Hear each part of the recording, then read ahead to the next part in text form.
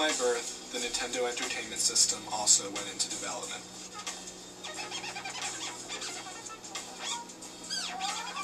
I played in the backyard, learned to read, and even ate some of my vegetables. Most of my childhood was spent playing with Legos. But as was the case for most of my generation, I spent a lot of time in front of the TV. Mr. Rogers, Walt Disney, Nick Jr., and roughly 500,000 commercials have undoubtedly left their mark on me. When my parents bought my sister and I our first Nintendo, whatever inherent addictive quality this early interactive electronic entertainment possessed quickly took hold of me.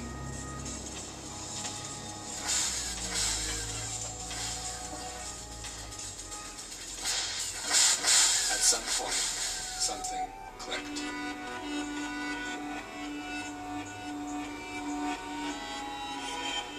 With the combination of simple interactive stories and the warmth of the TV set, a simple 16-bit Nintendo became more than just an escape. It became an alternate existence, my virtual reality.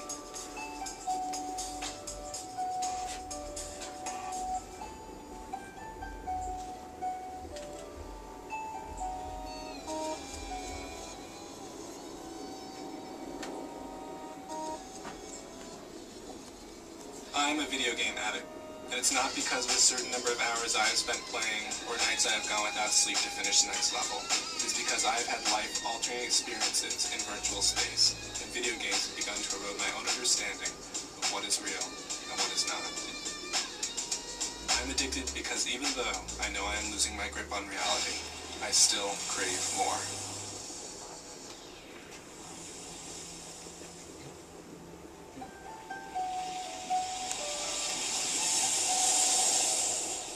From an early age, I learned to invest myself emotionally in what unfolded before me on screen.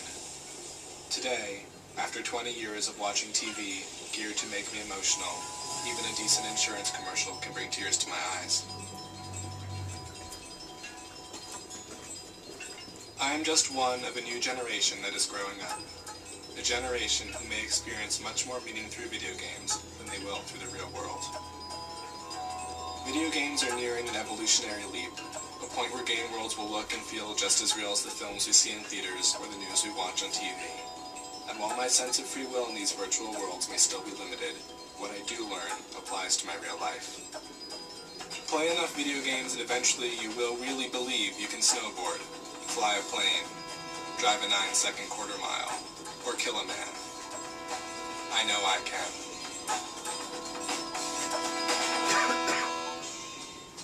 Unlike any pop culture phenomenon before it, video games actually allow us to become part of the machine.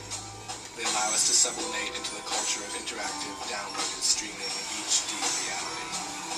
We are interacting with our entertainment.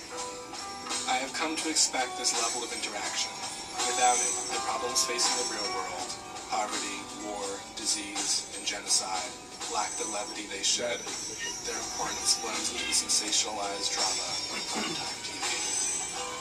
But the beauty of video games today lies not in the lifelike graphics, the vibrating joysticks, or virtual surround sound. It lies in that these games are beginning to make me emotional. I have fought in wars, feared for my own survival, watched my cohorts die on beaches and in woods that look and feel more real than any textbook or any nightly news story. The people who create these games are smart. They know what makes me scared, excited, panicked, proud, or sad, and they use these emotions to dimensionalize the worlds they create. A well-designed video game will seamlessly weave the user into the fabric of the virtual experience. As one becomes more experienced, the awareness of physical control melts away. I know what I want, and I do it. No buttons to push or triggers to pull, just me and the game. My fate and the fate of the world around me lies in my hands.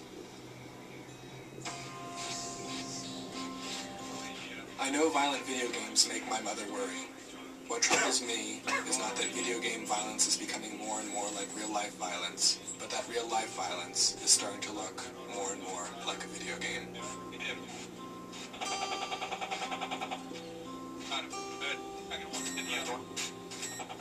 These are all troubles outside of myself.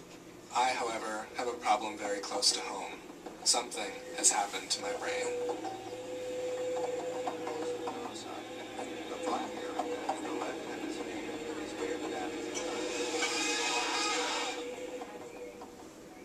Perhaps there is a single part of our brain that holds all of our gut instincts, the things we know to do before we even think. While some of these instincts may be innate, most are learned, and all of them are hardwired into our brains. These instincts are essential for survival in both real and virtual worlds.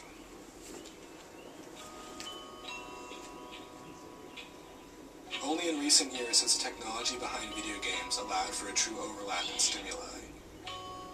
As gamers, we are now living by the same laws of physics, in the same cities, and doing many of the same things we once did in real life, only virtually. Consider this. My real-life car has about 25,000 miles on it. In all my driving games, I've driven a total of 31,459 miles. To some degree, I've learned how to drive from a game. The sensory cues are very similar. It's a funny feeling when you've spent more time doing something on the TV than you have in real life. When I am driving down a road at sunset, all I can think is, this is almost as beautiful as my games are. For my virtual worlds are perfect, more beautiful and rich than the real world around us. I'm not sure what the implications of my experience are, but the potential for using realistic video game stimuli in repetition on a vast number of loyal participants is frightening to me. Yes. Today I believe Big Brother would find much more success brainwashing the masses with video games rather than just simply TVs. Video games are fun, engaging, and leave your brain completely vulnerable to reprogramming. But maybe brainwashing isn't always bad.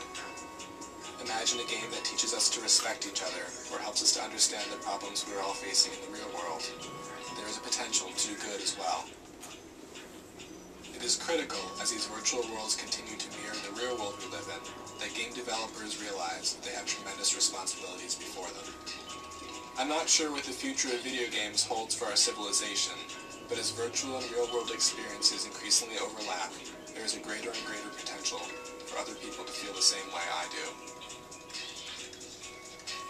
What I have only recently come to realize is that beyond the graphics, sound, gameplay, and emotion, it is the power to break down reality that is so fascinating and addictive to me. I know that I am losing my grip. Part of me is just waiting to let go. I know, though, that no matter how amazing video games may become, or how flat the real world may seem to us, that we must stay aware of what our games are teaching us, and how they leave us feeling when we finally do unplug.